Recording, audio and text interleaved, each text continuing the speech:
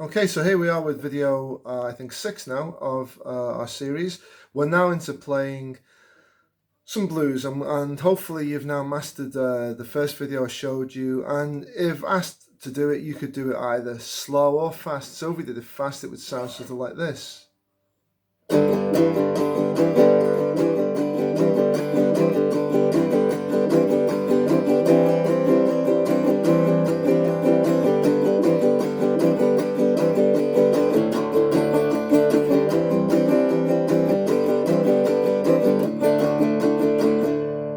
And you got a nice foundation for anything rock and rolly, status quo-y, anything like that.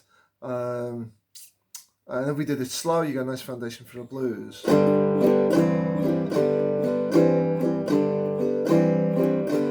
So we need to add to that, and what I'm going to do now is I'm going to bring in the use of these chords here for the C, 5th fret, remember is C, and for D at the 7th fret.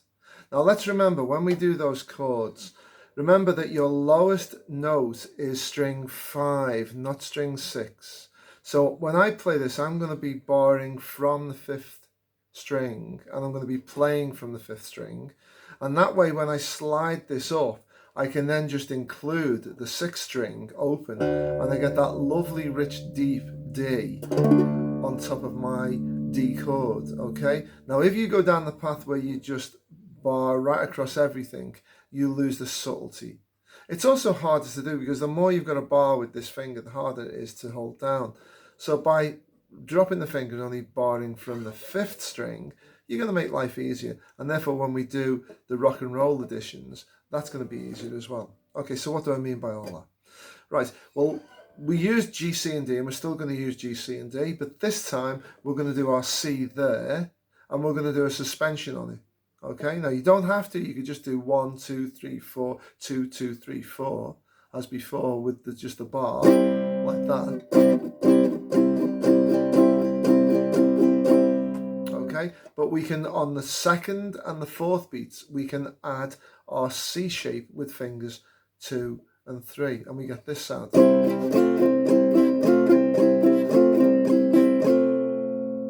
Okay, when we get to the D, I won't put it in there just for the sake of making it sound different. I'm just going to do my D like that. And notice what I do when I'm not doing the suspension. I use another finger to help hold down and reinforce the actual bar chord itself. Okay. So again, we're going to do the 12 bars. I'll call out the bars, and I'm going to do just a few little differences. So that's one difference. I'm going to do the C there, but another difference is I'm going to do this with the G. Look, I'm going to do 1, 2, 3, 4. Now that's a nice little addition. So let's look what it is. Where I've got this finger, okay, which is string 4, fret 2. If I go 1 up from there, I get that sound. And basically, just on the 1 string, I'm getting this sound.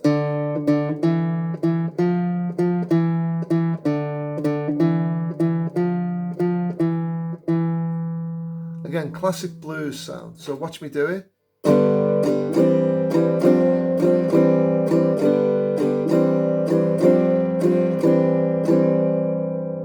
Now, in order to get that, all the action is going on in the middle, really, of the guitar neck, if you think about it, the width of it, because it's these notes. And everything else around that is a drone. So I'm strumming from the 5th string, but I'm not concentrating on the top end of the chord.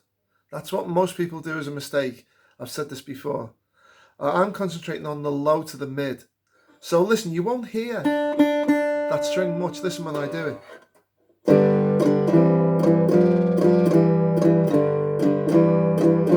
Can you notice you're not hearing that top string?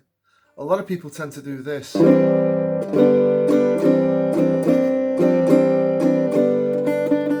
that dominates then. It's too much, in my opinion. So try and confine your strumming to the middle section of your guitar neck width. Okay, and obviously when you're doing your D, you want to make sure you're getting the bottom end, bottom to the middle again. The top doesn't really matter so much. We'll leave the top. The top is there for doing lead breaks. So when I play this and you listen to it through, notice the absence of the really top strings on this, or the top string itself. Okay, so watch what I do first, and then you can wind it back and do it again. Okay, so here we go. 4 bars. I'll count them.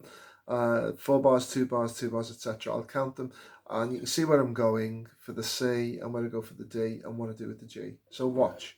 1, 2, 3, 4. So 1 and 2 and 3 and 4 and 2 and 2 and 3 and 4 and 3 and 2 and 3 and 4 and 4 and 2 and 3 and 4 and 1 and 2 and 3 and 4 and 2 and 2 and 3 and 4 and 1 and 2 and 3 and 4 and 2 and 2 and 3 and 4 and 1 and 2 and 3 and 4 and 1 and 2 and 3 and 4 and 1 and 2 and 3 and 4 and 1, 2, 3, 4.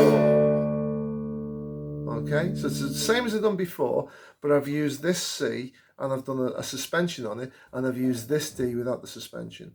Also notice, if you listen back to it, you can hear how I've slid up to the C and up to the D. Listen. So I'm not just putting it on at the C, I'm sliding up. So I slide up from about the 2nd fret, I put it on the slide. And the same for the D. When I got to the D, remember I did that? I had the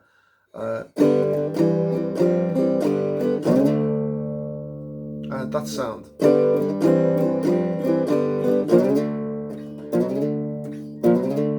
So I'm sliding really from about the 3rd fret up to the 7th.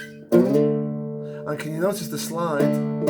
You're hearing that low end. So listen through to this again, you will hear that I'm doing more the low end and the mid of the chord rather than the top end. So no strumming over these, because the action's all going on in the middle of the guitar.